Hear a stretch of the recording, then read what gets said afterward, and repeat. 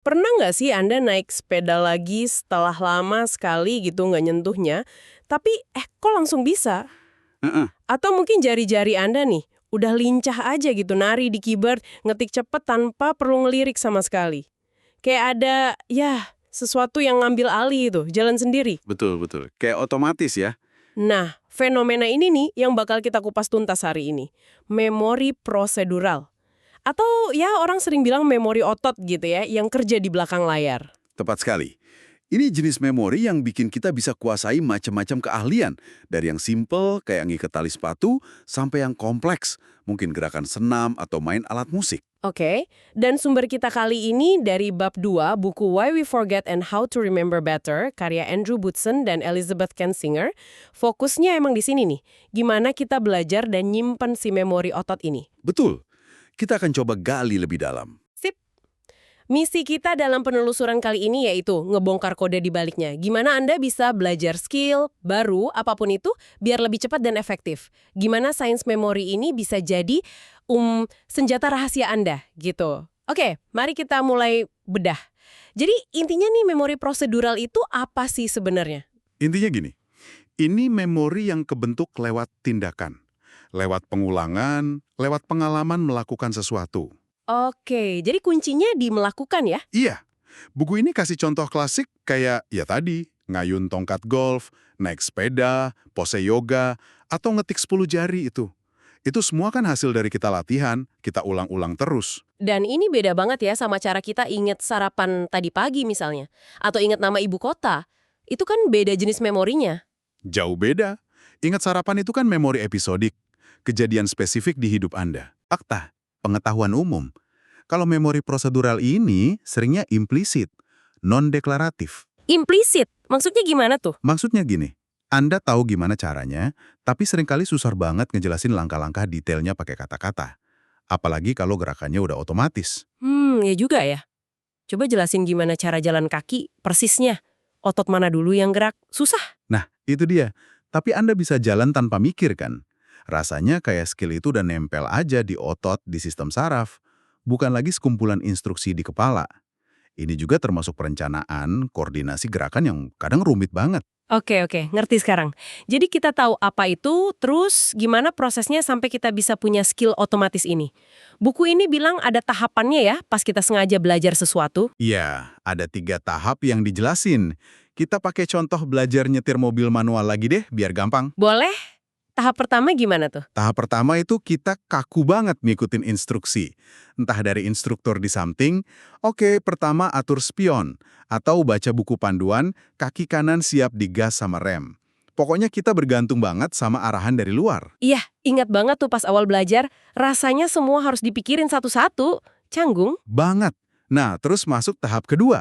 Di sini, kita mulai bisa ngelakuin sambil nginget-nginget langkahnya di kepala. Oke, injek kopling, masuk gigi 1, lepas pelan-pelan sambil gas dikit. Udah mulai internal ya, tapi masih mikir keras. Betul, masih butuh konsentrasi penuh. Memori kerja kita sibuk banget nginget urutan. Mungkin di tahap ini, kita sering mati mesin mobilnya atau agak grogi gitu. Iya. Nah, terus tahap ketiga nih, yang ditunggu-tunggu otomatis. Nah, ini dia momen ajaibnya. Tiba-tiba, atau ya mungkin kerasa tiba-tiba aja, semua jalan lancar.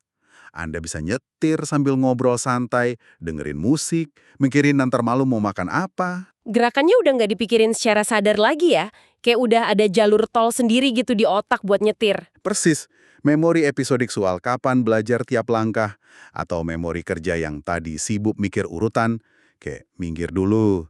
Kecuali ada situasi khusus. Oh ya, kayak gimana tuh? Misalnya tiba-tiba ada motor nyelonong, atau jalanan licin mendadak. Nah, pas itu, sistem otomatisnya kayak ngerem. Kesadaran kita, memori kerja kita, ambil alih lagi buat ngatasin situasi nggak biasa itu. Oke. Nah, pertanyaan gedenya kan gimana caranya kita pindah nih dari tahap 2 yang masih mikir-mikir itu ke tahap 3 yang udah mulus otomatis. Apa rahasianya? Rahasianya sebenarnya simple, tapi sering diremehin, latihan. Latihan. Udah gitu aja? Ya, latihan. Kayak lelucon klasik itu loh, gimana caranya ke Carnegie Hall? Ya jawabannya, latihan. Pengulangan yang konsisten itu jembatannya. Latihan yang ngubah instruksi sadar jadi refleks otomatis. Tapi, nah ini nih bagian yang menurut saya sangat menarik dan bisa langsung Anda praktekin. Ternyata, nggak semua cara latihan itu sama efektifnya loh. Bener banget. Ada strategi-strategi yang didukung sains yang mungkin agak lawan intuisi kita. Contohnya nih ya, soal ngebagi waktu latihan. Misal Anda pengen jago lemparan bebas bola basket. Punya waktu 7 jam seminggu. Bagusan mana? Hajar latihan 7 jam penuh di hari Sabtu atau dicicil sejam tiap hari selama seminggu? Secara insting mungkin yang 7 jam di Sabtu kerasa lebih serius ya. Lebih mantep gitu pas lagi latihan. Iya kan? Rasanya lebih puas. Tapi riset yang dikutip di buku ini nunjukin hasil jangka panjang yang beda.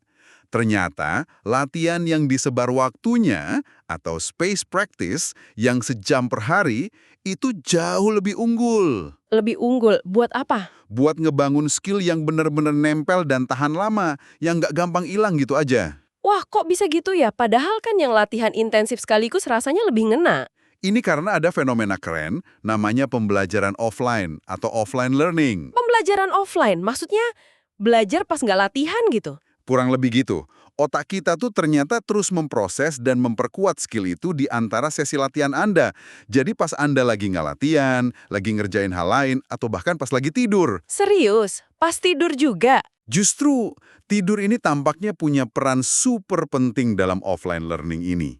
Saat tidur, otak kita kayak kerja keras gitu, ngonsolidasiin apa yang udah dipelajari. Bikin jadi lebih kokoh, lebih otomatis, dan lebih kebal gangguan. Wah, jadi istirahat antar latihan itu nggak sia-sia dong ya? Justru krusial banget. Ungkapan biarin meresap semalaman atau tidur dulu deh, itu ternyata ada dasar ilmiahnya buat belajar skill prosedural. Oke. Jadi insight pentingnya, buat skill yang awet, bukan intensitas sesaat yang utama, tapi konsistensi latihan yang disebar. Otak belajar justru pas kita istirahat di antaranya. Keren. Iya kan? Selain ngatur jadwal, ada trik lain? Saya pernah dengar soal ngebayangin latihan gitu. Itu beneran bisa bantu? Rasanya agak aneh ya, cuma bayangin kok bisa bikin jago. Kedengerannya emang gitu, tapi ternyata visualisasi mental atau mental imagery ini efeknya nyata. Buku ini jelasin kalau Anda ngebayangin diri Anda ngelakuin gerakan dengan detail, Ngebayangin gimana persisnya? ya bayangin aja misalnya ayunan raket tenis Anda, urutan jari pas main piano, atau bahkan langkah-langkah operasi buat dokter bedah. Ngebayangin sedetil mungkin. Itu bisa secara aktif ningkatin performa motorik Anda pas nanti ngelakuin beneran. Kok bisa? Seolah-olah otak Anda tuh lagi manasin sirkuit saraf yang relevan, cuma pakai kekuatan pikiran. Tentu ini bukan pengganti latihan fisik ya, tapi pelengkap yang kuat banget. Oke, visualisasi bisa bantu. Tapi ada nggak sih yang malah bisa ngehambat proses belajar ini? Ada, dan ini penting buat diwaspadai. Interferensi. Interferensi? Gangguan gitu. Iya, gangguan antar proses belajar. Sumber kita kasih contoh bagus nih. Misalnya Anda lagi semangat belajar olahraga raket. Pagi belajar tenis. Oke. Siangnya belajar squash. Yang mirip-mirip ya gerakannya? Nah, terus sorenya belajar racquetball. Tiga-tiganya kan polanya mirip tuh. Kalau Anda latih skill yang terlalu mirip dalam hari yang sama, itu justru bisa saling ganggu. Ganggu gimana? Proses pembelajaran offline buat tenis bisa ketimpa sama latihan squash, terus ketimpa lagi sama racquetball. Akibatnya, kemajuan Anda di tiap cabang itu bisa jadi lebih lambat dibanding kalau Anda fokus satu aja per hari, atau kasih jeda yang cukup antar latihan jenis yang beda. Walah, jadi terlalu semangat belajar banyak hal mirip sekaligus malah bisa jadi bumerang ya? Oke. Ada tips latihan lain yang perlu kita tahu? Ada dua lagi yang disorot buku ini. Pertama, latihan bertahap. Maksudnya? Mulai dari versi yang gampang dulu. Kuasai itu, baru tingkatkan kesulitannya pelan-pelan. Kayak belajar musik, mulai tempo lambat dulu baru cepat. Atau belajar juggling, yang mulai dari 2 bola dulu jangan langsung 5. Jadi jangan langsung loncat ke yang susah ya? Betul! Itu jauh lebih efektif daripada langsung coba level paling sulit terus frustrasi. Kedua, variasikan latihan. Variasi gimana nih? Jangan cuma latihan dalam kondisi ideal yang itu-itu aja. Kalau belajar basket, jangan cuma lemparan bebas dari titik yang sama terus. Coba dari berbagai sudut, pas lagi agak capek, atau bahkan dengan sedikit gangguan. Oh, biar siap sama kondisi pertandingan beneran ya? Tepat. Ini bikin skill Anda lebih fleksibel, lebih bisa diandalkan pas situasi nyata yang sering nggak terduga. Oke, jadi kualitas latihan itu bukan cuma soal durasi, tapi gimana kita ngelakuinnya ya. Nyebar waktu, tidur cukup, visualisasi, hindari intervensi, mulai dari gampang terus variasikan. Sip, dicatat. Nah, ini bawa kita ke perdebatan klasik nih, bakat alami versus latihan. Sering banget kan kita lihat orang jago main musik atau olahraga, terus mikir, ah emang bakatnya dia mah. Apakah bakat cukup? Menurut sumber yang kita dalami, ini sih jawabannya tegas. Enggak. Latihan yang tekun dan efektif itu esensial buat siapapun yang mau mencapai level mahir. Nggak peduli seberapa gede bakat bawaan yang dia punya. Oh ya? Malah, seringkali latihan itulah yang membuka kunci potensi genetik seseorang biar benar-benar keluar. Ada studi menarik soal anak kembar identik dan fraternal. Gimana tuh studinya? Kembar identik kan genetiknya sama persis tuh. Kalau kembar fraternal kan kayak kakak adik biasa aja, genetiknya beda. Nah, pas mereka dilatih intensif dalam satu skill, performa si kembar identik cenderung jadi makin mirip satu sama lain. Oke. Sebaliknya, performa kembar fraternal malah cenderung makin beda. Ini nunjukin apa?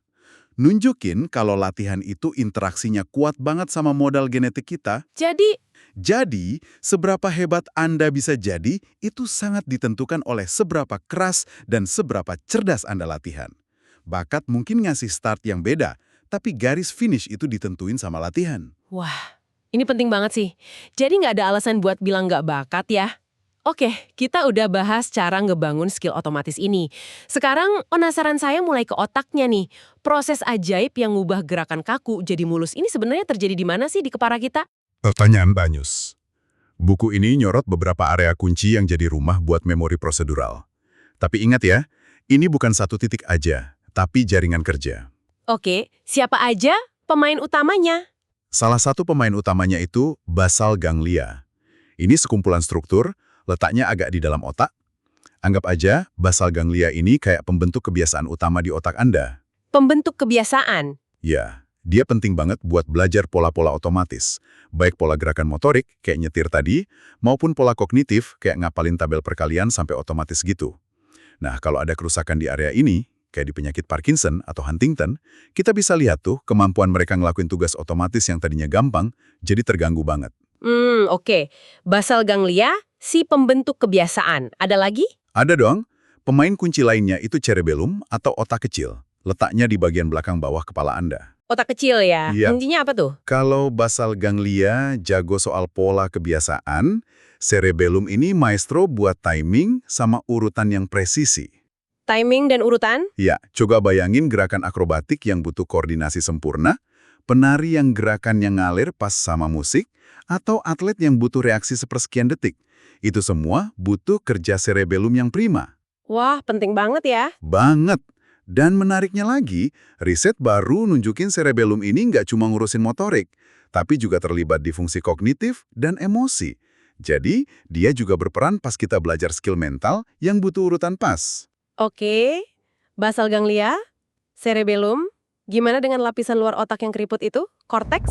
Ikut juga? Tentu saja, korteks otak juga terlibat aktif, terutama buat skill yang butuh kontrol super halus dan kemampuan bedain detail sensorik yang tinggi. Contohnya? Nah, yang paling keren dari korteks ini, plastisitasnya. Kemampuannya buat berubah dan adaptasi seiring latihan. Buku ini kasih contoh klasik. Pemain biola profesional. Area korteks yang nerima input dan ngontrol jari tangan kiri mereka yang nekan senar, itu ternyata jadi lebih gede dan lebih terorganisir dibanding orang biasa. Serius? Bisa berubah gitu ukuran area otaknya? Iya, hal serupa ditemuin di orang yang belajar baca huruf Braille pakai jari. Area korteks sensorik yang mewakili ujung jari itu jadi lebih luas. Dan perubahan ini bisa terjadi relatif cepat loh. Otak Anda itu kayak otot juga, bisa dibentuk sama latihan. Gila, keren banget ini. Artinya otak kita benar-benar bisa diukir sama latihan ya. Ya, Dan ini sekali lagi beda sistemnya sama memori kita soal liburan kemarin atau nama teman lama. beda banget. Memori episodik, kejadian, dan semantik, fakta, itu bergantung banget sama area namanya hipokampus. Oh iya, hipokampus. Kita mungkin ingat pasien terkenal HM yang dibahas di bagian lain buku ini kan? Yang hipokampusnya diangkat buat ngatasin epilepsi. Akibatnya, dia nggak bisa ngebentuk ingatan episodik baru. Dia nggak ingat apa yang baru aja terjadi beberapa menit lalu. Kasian banget ya. Tapi, hebatnya, dia masih bisa belajar skill prosedural baru. Kayak ngegambar bentuk sambil lihat cermin gitu.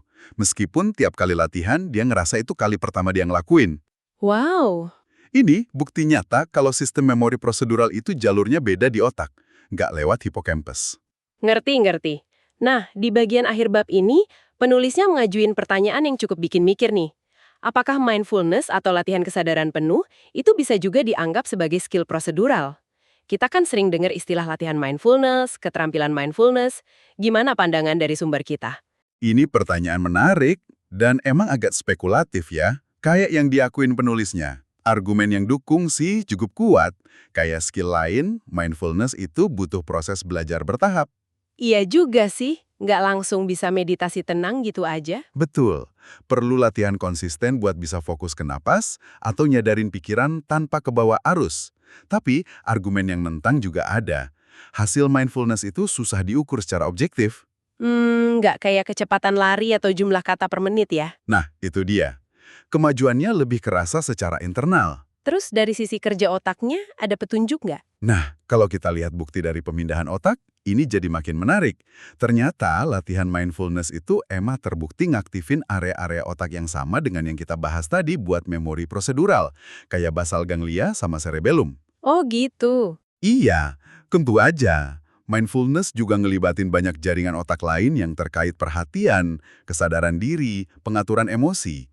Ini jadi pengingat bagus kalau sistem memori di otak kita itu nggak kerja sendirian dalam kotak-kotak terpisah. Mereka saling terkait dan kerjasama. Jadi kesimpulannya, mindfulness itu prosedural atau bukan? Mungkin bisa dibilang, mindfulness punya komponen prosedural yang kuat, meskipun nggak murni hanya itu. Sesuatu yang masih menarik buat diteliti lebih lanjut. Oke, banyak banget ya wawasan menarik dari bab 2 ini. Mulai dari cara kerja memori otot, tahapan belajar, sampai rahasia latihan efektif, dan bagian otak mana aja yang kerja. Nah, sekarang bagian paling penting nih. Bagaimana Anda, pendengar kami, bisa menerapkan semua ini? Mari kita rangkum tips praktisnya. Siap. Tips pertama, dan ini krusial banget. Belajarlah dengan benar dari awal. Kalau bisa, ambil kursus, cari guru, atau minimal pelajari dasar yang benar. Kenapa? Karena jauh lebih susah benerin kebiasaan jelek yang udah otomatis daripada bangun fondasi bener dari start. Setuju, ngebongkar kebiasaan lama lebih susah ya. Kedua, ini mantranya tadi. Latihan, latihan, latihan. Tapi ingat, bukan sembarang latihan ya. Lakukan dengan cara efektif yang udah kita bahas. Ketiga, cari dan gunakan umpan balik atau feedback. Entah itu koreksi dari pelatih, lihat rekaman video diri sendiri, ngukur waktu, atau sekedar lihat bola masuk keranjang apa enggak. Feedback bantu Anda tahu apa yang udah benar, apa yang perlu diperbaiki. Tanpa feedback, latihan bisa jalan di tempat ya. Keempat, kalau memungkinkan, teruslah kerja sama guru atau pelatih. Bahkan atlet pro aja masih punya pelatih kan? Mereka bisa kasih perspektif luar, strategi baru, jaga motivasi juga. Kelima, ingat soal pembelajaran offline tadi. Sebarkan waktu latihan Anda. Sejam tiap hari seringkali lebih baik daripada 7 jam di akhir pekan. Kasih otak Anda waktu buat nyerna dan konsolidasi pelajaran di antara sesi. Dan pastiin tidur Anda cukup. Ini penting banget. Keenam, waspada interferensi. Minimalkan latihan skill yang mirip banget di hari yang sama. Kasih jeda biar proses belajar satu skill nggak ketimpa sama skill lain yang mirip. Ketujuh, mulai dari yang gampang. Baru tingkatkan kesulitannya bertahap. Jangan buru-buru pengen langsung bisa yang paling susah. Bangun fondasi yang kokoh dulu, selangkah demi selangkah. Sabar itu kunci. Dan kedelapan, variasikan kondisi latihan Anda. Jangan cuma latihan di zona nyaman. Coba di situasi beda, kondisi beda. Ini bakal bikin skill Anda lebih tangguh dan fleksibel di dunia nyata. Dan tentu saja, yang nyatuin semuanya, ya komitmen buat terus latihan. Dengan cerdas dan konsisten. Luar biasa. Itu tadi penjelajahan kita ke dalam dunia memori prosedural, sang memori otot yang diam-diam jadi fondasi begitu banyak keahlian kita. Dari cara kerjanya, cara ngelatihnya, sampai sirkuit otak yang ngejalaninnya. Sebagai penutup nih, mungkin ada satu pemikiran yang bisa Anda bawa pulang. Mengingat memori prosedural ini kan dasar dari banyak banget kebiasaan kita ya. Bukan cuma cara kita gerak, tapi mungkin juga cara kita reaksi ke situasi tertentu, cara kita mulai obrolan, bahkan pola pikir pas hadapin masalah. Iya juga ya. Kebiasaan itu kan otomatis juga. Nah, pertanyaannya, seberapa banyak sih sebenarnya skrip otomatis yang jalan di kehidupan kita sehari-hari? Skrip yang kebentuk dari pengulangan, mungkin tanpa kita sadari sepenuhnya. Wah, Dan yang lebih penting lagi, gimana pemahaman soal cara kerja memori otot ini bisa memberdayakan Anda buat secara sadar mulai nulis ulang skrip tersebut? Mungkin ngebangun kebiasaan baru yang lebih dukung tujuan Anda, atau ngebongkar pola otomatis lama yang udah nggak Anda pengen lagi. Sesuatu buat direnungkan lebih lanjut mungkin ya.